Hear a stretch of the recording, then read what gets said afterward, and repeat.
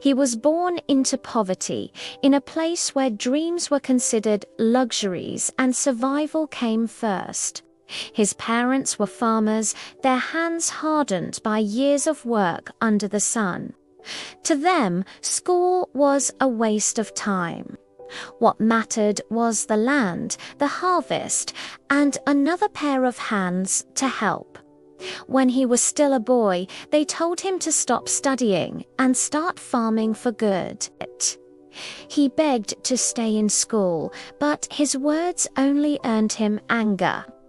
One night, after a harsh beating from his father for refusing to quit school, he ran away with nothing but bruises, fear, and a stubborn belief that his life could be more.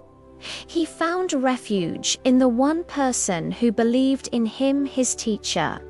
The teacher gave him a small room, simple meals, and something far more valuable: faith. Through the teacher's help, he finished high school. Before graduation, he invited his parents, hoping they would finally be proud. They never came. On graduation day, as his name was called, he stood alone except for his teacher, sitting in the crowd, clapping louder than anyone else. Life did not become easy after that. He worked as a janitor in a law firm while studying accountancy. He cleaned floors by day and studied by night. The lawyers noticed his discipline, his curiosity, and his quiet intelligence. They began teaching him, lending books, answering questions. Soon, he became both a janitor and a legal researcher. By cleaning offices and reading case files, he learned the system from the ground up. He never asked anyone for money. He never begged for help. The only person he ever depended on was his teacher. After graduating in accountancy, he became the law firm's accountant. At the same time, he enrolled in law school. Years later, he passed the bar.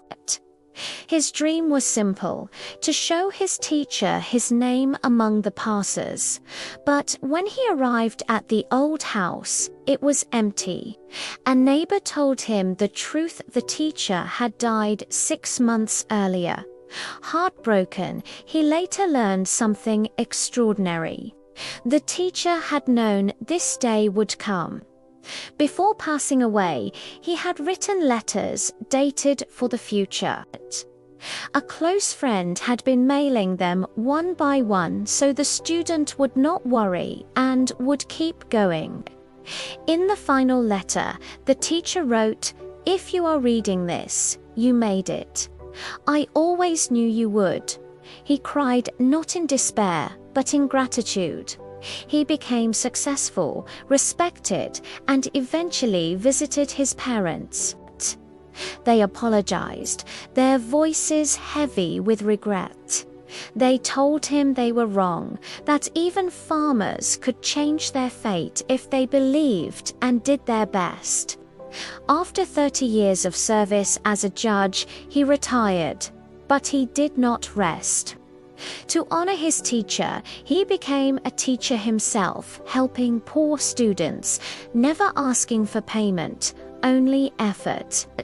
Because he knew one truth better than anyone else: when you always do your best and refuse to give up, success will come. Quitting is never an option.